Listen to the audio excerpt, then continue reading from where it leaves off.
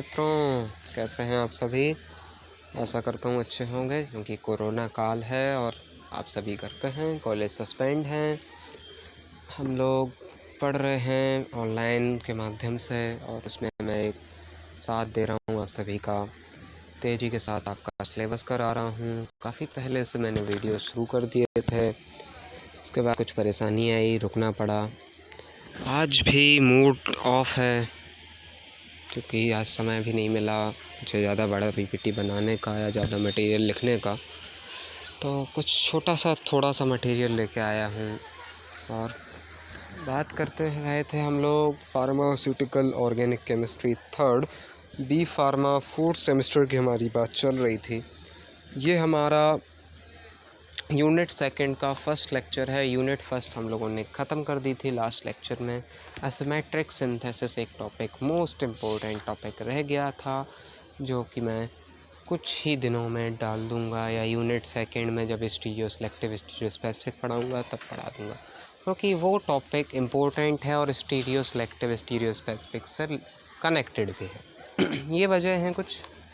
तो बात कर रहे थे और pharmaceutical organic chemistry third, B pharma fourth semester की, जिसमें सेकंड यूनिट मैंने आपको पहला लेक्चर, अगर आपने मेरे पूरे मेरे पूरे लेक्चर्स देखे होंगे तो समझ में आया होगा बहुत अच्छे से। और पहले लेक्चर में मैंने आपको 3 पार्ट्स बताए थे स्टीरियो आइसोमेरिज्म के।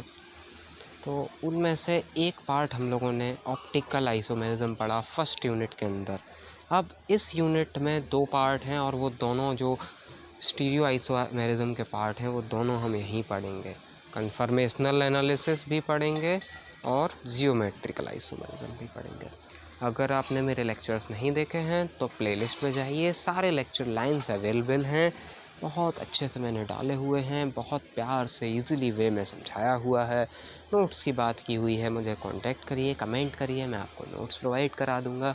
उसके बाद जैसे ही एक बार आप नोट्स पढ़ेंगे और एक बार वीडियो देखेंगे, सब कुछ याद हो जाएगा और आप इजीली बहुत अच्छे मार्क्स ला के पास होंगे, और आगे जाके एम.फॉर्म या जी.पैट में बहुत अच्छा प्रदर्शन करेंगे। ये मेरी शुभकामनाएँ हैं आपके साथ।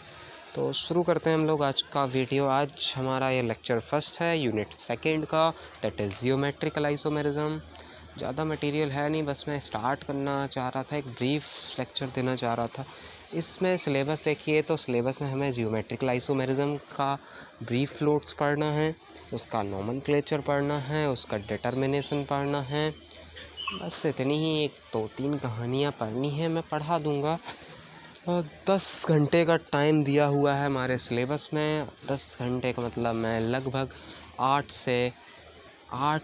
से 8 लेक्चर्स में इस यूनिट को भी ख़त्म कर दूंगा। 2 यूनिट हो जाएंगी ख़त्म, फिर हम स्टार्ट करेंगे हेट्रोसाइक्लिक्स, जो कि हमारी मोस्ट इम्पोर्टेंट यूनिट है, या फिर करेंगे यूनिट 5th स्टार्ट, जो कि हमारी सबसे इम्पोर्टेंट है, मोस्ट से भी मोस्ट, क्योंकि वो यूनिट है नेम रिएक्शंस, जो कि समझ में इतनी ईजिली आती नहीं है, बड़ी टेढ़ी खीर है, लेकिन मेरे लिए नहीं, ना आपके लिए होगी, क्योंकि मैं हूँ आप सभी के साथ। और कमेंट आप जैसा करेंगे वैसे ही हम लोग यूनिट 3rd या यूनिट 5th स्टार्ट करेंगे, क्योंकि एक बार 3rd स्टार्ट करूँगा तो बहुत लंबा हेट्रोसाइक्लिक चलेगा।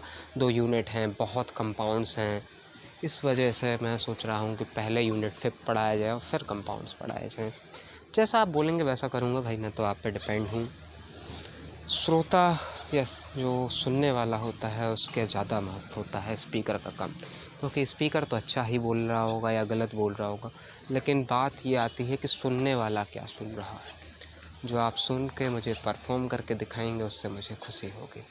चलिए, मैं आशुतोष सेंगर झांसी चैनल में आपका स्वागत करता हूँ और इस वीडियो को आगे बढ़ाता हूँ, क्योंकि समय भी निकल रहा है। आज का टॉपिक है जियोमेट्रिकल आइसोमेरिज्म। इसको 2 तरह से पूछा जा सकता है। अगर कोई टेढ़ा एग्ज़ामिनर बैठा, थोड़ा सा मेरा मूड जब ख़राब होता है जैसे आज है, इस टाइप के मूड में अगर किसी ने पेपर बना दिया तो वो डाल देगा कि concept of hindered rotation about a carbon carbon double bond.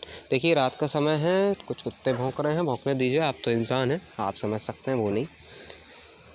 तो इस तरह से अगर आए तो भी आपको लिखना यही है, थोड़ा सा लैंग्वेज चेंज करना है, और बहुत बड़े हो गए हैं, आप कर सकते हैं। नोट्स में मैंने चेंज किया हुआ है, अगर आप मेरे नोट से पढ़ते हैं तो कोई प्रॉब्लम नहीं आपको। चलिए बात करते हैं इसकी। तो ये एक ऐसा आइसोमेरिज्म होता है जिसमें हिंडर्ड रोटेशन की बात होती है, नाम भी भाई है उसका। तो हिंडर्ड रोटेशन जिस भी कंपाउंड के अंदर होगा वो कंपाउंड एक फ्लैटनेस अगर शो करता है, और वो फ्लैटनेस क्यों होती है? जियोमेट्रिकल अरेंजमेंट की वजह से, या बॉन्डिंग ऑफ ऑर्बिटल या ओवरलैपिंग की वजह से। तो ये जो है लीड करता है formation of pi bond orbital. ये भैया जितनी ऑर्बिटल और पाई बॉन्ड वाली कहानी है, ये अगर आपने 12th अच्छे से पढ़ा होगा तो आ रही होगी, नहीं पढ़ा होगा तो भी मैं समझाने की अपनी पूरी कोशिश करूँगा। देखिए बॉन्ड्स होती हैं sp2 हाइब्रिडाइजेशन, संकरण तो भाई पढ़ा होगा हिंदी मीडियम में, इंग्लिश मीडियम में हाइब्रिडाइजेशन पढ़ा होगा, वहाँ ये सब कहानी है। एक बार 12th उठा के पढ़ लीजिए, मैं तो एक ब्रीफ दे ही रहा हूँ, और अभी आपको पिछले 2 सेमेस्टर्स में भी पढ़ाया गया है, तो वहाँ से भी थोड़ा सा देखिए। चलिए फिर जो बात है, the corresponding portion of any alkene. Alkene में क्या होता है? डबल बॉन्ड होता है। मोस्टली ये जो जियोमेट्रिक आइसोमेरिज्म है, ये वही कंपाउंड शो करते हैं जिनमें एक डबल बॉन्ड होता है मोस्टली। ये 100% नहीं, क्योंकि 1 to 3% वो कंपाउंड्स भी शो करते हैं जिनमें डबल बॉन्ड नहीं होता है, एज स्ट्रिंग स्ट्रक्चर्स होते हैं। आगे बात करूँगा मैं उनकी भी, धीरे धीरे पढ़ते हैं हम लोग। आज तो एक छोटा सा लेक्चर है, ब्रीफ लेक्चर है। तो the corresponding portion of any alkene double bonded carbon atom and the 4 atom should be flat. भैया कार्बन एटम तो 2 हो गए, उनसे 2-2 सब्स्टिट्यूएंट्स भी तो लगे होंगे, क्योंकि कार्बन की वैलेंसी तो होती है 4, डबल बॉन्ड लगा है तो मान लीजिए 2 सेटिस्फाई हो गई, लेकिन 2 तो उसे करनी है, तो या तो उसके पास 2 इलेक्ट्रॉन का पेयर होगा या फिर 2 सब्स्टिट्यूएंट होंगे, वो सब्स्टिट्यूएंट भी फ्लैट होने चाहिए। चलिए ये थोड़ा सा उसका ब्रीफ डिस्क्रिप्शन। ये एग्जाम्पल है ब्यूटुइन और 1,2 डाइब्रोमो इथीन। ये एग्जाम्पल बहुत ही अच्छा है और बहुत आइसोलेटेड है जो मैं लेके आया हूँ। It can be arrange in 2 form. ये जो दोनों स्ट्रक्चर्स हैं इनको हम लोग 2 फॉर्म में बना सकते हैं। एक फॉर्म वो जब CH3 ने एक तरफ कर दिया, मैंने सेम लाइक सब्सटेंस जो हैं सेम प्रायोरिटी वाले या हाइयर मॉलिकुलर वेट वाले, वो एक तरफ कर दिया, दूसरे में अपोजिट कर दिया। बस यही कहानी है इसके अंदर। नोमेनक्लेचर में यही पढ़ेंगे हम, सिस, ट्रांस, एंटी, सिन और EZ, ये 3 तरह के क्लासिक नोमेनक्लेचर पढ़ने हैं। अभी मैं इतना बता देता हूँ कि जहाँ सेम होते हैं वहाँ होता है सिस, जहाँ डिफरेंट होते हैं वहाँ होता है ट्रांस। पहला एग्जाम्पल ब्यूटुइन सिस का, दूसरा ट्रांस का। फिर पहला 1,2 डाइब्रोमो इथेन का सिस का, दूसरा ट्रांस का। चलिए इजीली समझ में आ रहा होगा। सिस ट्रांस आइसोमेरिज्म ही होता है जियोमेट्रिकल आइसोमेरिज्म।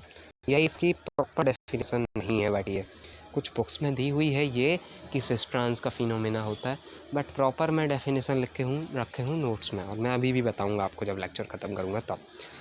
तो कंटिन्यू करते हैं इसको। तो the cis trans isomers are also known as geometrical isomerism. बस यही कहानी कहलाती है जियोमेट्रिकल आइसोमर, और उसका फिनोमेना कहलाता है आइसोमेरिज्म। भाई ये नोट्स तो नहीं है, इसलिए मुझसे थोड़ी सी गलतियाँ हो जाती हैं, थोड़ा सा जल्दबाजी में कई बार, या मैं ये सोचता हूँ कि भाई इससे तो आपको सिर्फ समझना है, मुझे सुनना है, तो मुझे सुनिए। वो तो कंटेंट जो लिखा हुआ है वो बहुत मिनिमाइज लिखा हुआ है, वो सिर्फ इतना लिखा हुआ है कि आपको टर्म पता चल जाए और एक ब्रीफ में एक ओवरव्यू बन जाए दिमाग में, कि अगर याद ना भी रहे तो आप इतना भी लिख कर अगर आ जाएँ तो आप पास हो जाएँ। एग्ज़ामिनर आपको पास कर देगा अगर इतना भी आप लिख दें, या मेरा सुना हुआ जो मैं बोल रहा हूँ वो और ये दोनों। अकेला ये नहीं भैया, अकेला ये होता तो मैं तो नोट्स डाल देता, मेरी कोई ज़रूरत ही थी नहीं थी। The geometrical isomerism also shown by carbon nitrogen double bond. Means सिर्फ कार्बन कार्बन के बीच नहीं होता, कार्बन नाइट्रोजन के बीच में भी होता, और साइक्लिक के बीच, जो बात में कर रहा था वही। देखिए एक एग्जाम्पल मैंने साइक्लिक का बनाया हुआ है, क्या है ये बताइए। ये है 1,2 डाइओइक या 1,2 डाई साइक्लोप्रोपेनोइक एसिड। ठीक है, साइक्लोप्रोपेन, 3 कार्बन है, प्रोप होता है भैया, IUPAC पढ़ी है। फिर दूसरी कहानी नाइट्रोजन और कार्बन वाली, बस इतनी ही कहानी है। और ये pH जो है ये है, आप pH वैल्यू नहीं है, ये pH फिनॉल है, ऑर्गेनिक पढ़ रहे हैं। आगे बढ़ते हैं।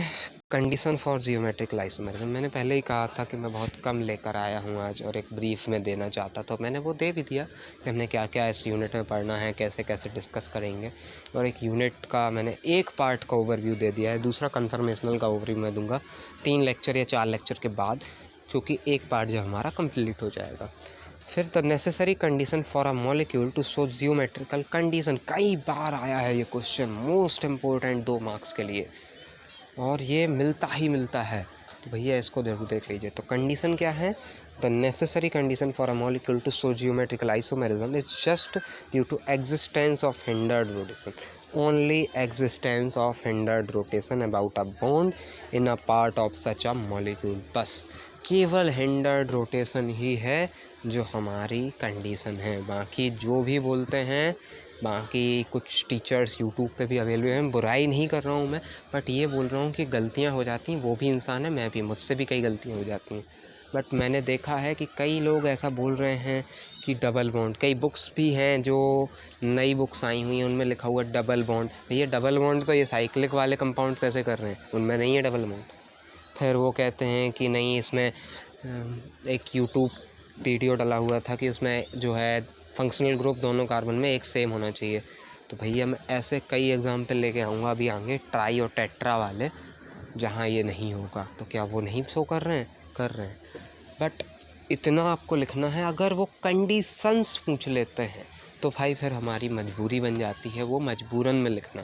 लेकिन वहाँ भी आप लिख दीजिएगा कि एक्सेप्ट समथिंग या एक्सेप्शंस आर अवेलेबल। चलिए, इतनी कहानी हो गई आज के लेक्चर के लिए, काफ़ी है। आखिरी स्लाइड जो है वो है थैंक यू। घर में रहें, स्वस्थ रहें, जय Shri Ram. For notes comment करें मुझे, कोई क्वेरी हो, कुछ गलती हो गई हो तो माफ़ करिएगा, क्वेरी हो तो कमेंट करिएगा, और गलती भी अगर कुछ पटलांग हो तो कमेंट करिएगा, मज़ा आएगा, उसमें भी मैं सही करूँगा। फ़ोन और लाइक करिए इस वीडियो को, शेयर करिए भैया, थोड़ा मुझे भी मोटिवेशन, इतना मूड ख़राब होने के बाद आप लोगों के लिए वीडियो लेकर आता हूँ, समय निकालता हूँ इस कोरोना के काल में, इस भयानक काल में, तो भाई मुझे भी थोड़ा सपोर्ट करिए। और भैया सब्सक्राइब कर लीजिएगा अगर आप नए हैं मेरे चैनल पे। तो चलिए ठीक है, आज की कहानी ख़त्म, कल मिलते हैं नए टॉपिक के साथ। वैसे भी मेडिसिनल में मेटाबॉलिज्म ख़त्म हो गया है, एक टॉपिक अगर कोई रह गया होगा तो मैं यूनिट फर्स्ट ख़त्म करूँगा, फिर सेकंड भी बात करेंगे उसकी, और थर्ड भी जल्दी से जल्दी बढ़ेंगे मेडिसिनल। चलिए, धन्यवाद, जय श्री राम, जय महाकाल।